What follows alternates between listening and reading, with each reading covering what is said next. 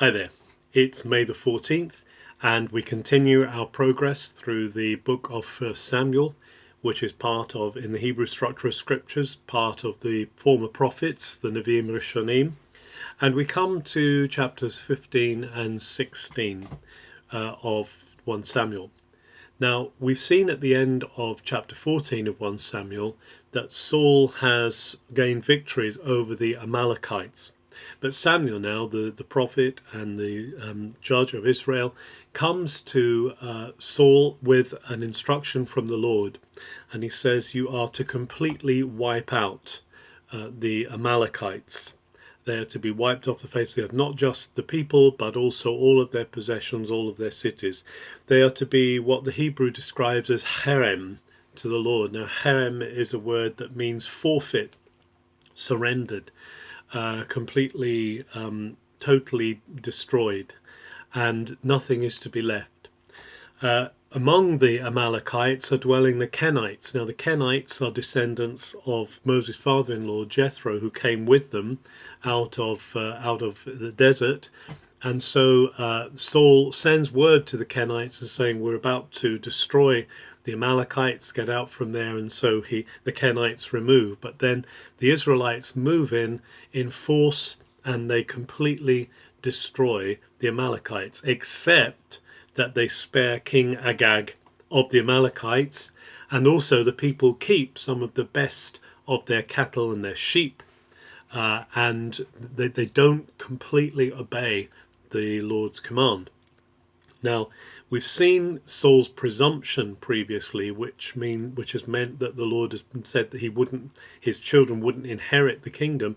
But here we see direct disobedience, and Samuel comes, and Saul actually says to Samuel, "Oh, we've done what you said. We've destroyed the Amalekites." That Samuel says, "How come I can hear animals bleating? How come I can hear the sound of sheep then?" And then Saul kind of backtracks and says, well, actually we kept the best of the sheep to sacrifice to the Lord, as though somehow that made it okay. And then Samuel says a famous thing. He says, is it not better to obey God than to make sacrifice? Does he not want us to listen? In fact, the word obey in Hebrew is the word shema, to listen. And does he not want us to listen to him, to hear him, more than he wants us to make sacrifices? And because of this, Samuel says that Saul is going to have the anointing of king removed from him, because he's finally taken one step too far and disobeyed God, and the kingdom is going to be removed from him. Saul appeals to Samuel to not forsake him and to still honor him. And actually, in the end, after the appeals, Samuel does go with Saul to sacrifice. But actually it says that the Spirit of God departs from Saul and leaves him. And it also says that Samuel doesn't go back to see Saul at all to the day of his death. This is the final straw for Samuel. And so Saul loses the right to kingship. The beginning of chapter 16, we see that Samuel is mourning this. Samuel doesn't take this gladly. He is actually mourning that, and it actually says God repented himself that he had made Saul king. But after, at the beginning of chapter 16, after a while, God says to Samuel, why are you sitting around still mourning for Samuel? I want you to go and anoint a son of Jesse in Bethlehem of Judah. And so in the very well-known story, Samuel takes his horn of anointing oil and he goes down to Bethlehem of Judea. But actually he's worried. He says, if Saul the king gets wind of what I'm doing, then he's going to kill me. So God says, okay, take a sacrifice with you and say that you're coming to sacrifice. And as he is getting ready for the sacrifice, he gets Jesse to bring his sons before him. And of course, he brings all of his 7 sons before him, but none of them is the one that God has chosen. And then Samuel says to Jesse, do you not have another son? Do you have any other sons, any other boys?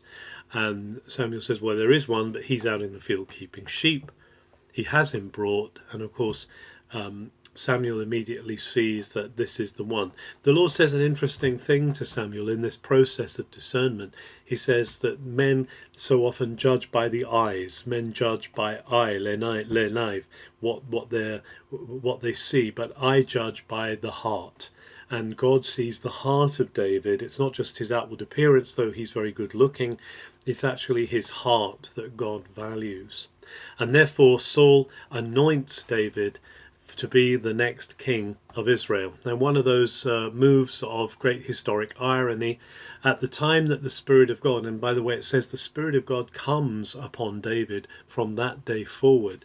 David is one who has the Spirit of God dwelling upon him, remains with him, even before he's king.